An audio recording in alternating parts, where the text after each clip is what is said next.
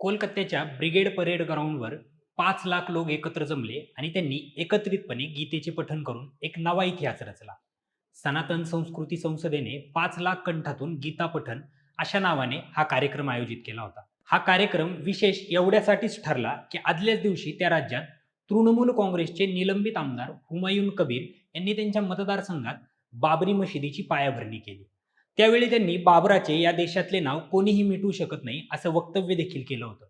आणि त्याच्या दुसऱ्याच दिवशी सनातन संस्कृती संसदेने गीता पठणाचा कार्यक्रम आयोजित केला, ज्यामध्ये पश्चिम बंगालमधील 5 लाखांहून अधिक हिंदूंनी सहभाग नोंदवला.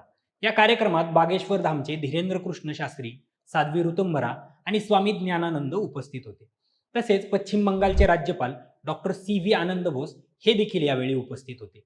यावेळी राज्यपालांनी सांगितलं की पश्चिम बंगाल धार्मिक अहंकार संपवण्यास आता तयार झालाय. कोणतीही विशिष्ट माहिती न देता त्यांनी फक्त असं म्हटलं की मुर्शिदाबादमध्ये काहीतरी घडताना पाहिलं आहे.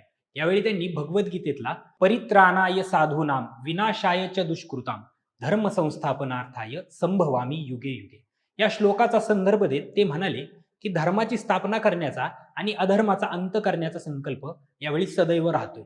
यावेळी स्वामी प्रदीप्तानंद महाराज म्हणाले की विभाजनाच्या वातावरणात आध्यात्मिक साधना समाजाला शांती आणि दिशा देऊ शकते. त्यामुळेच लाखो लोक इथं आलेत.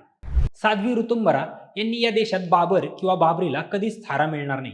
विटांची इमारत बांधता येते, पण आक्रमणकारी बाबर हा या देशाचा कधीच होऊ शकत नाही. हे राष्ट्र रामाचे आहे, ते नेहमीच रामाचे राहील. इथं फक्त भगवाच विजय होईल, हेच शाश्वत सत्य आहे असं सांगितलं.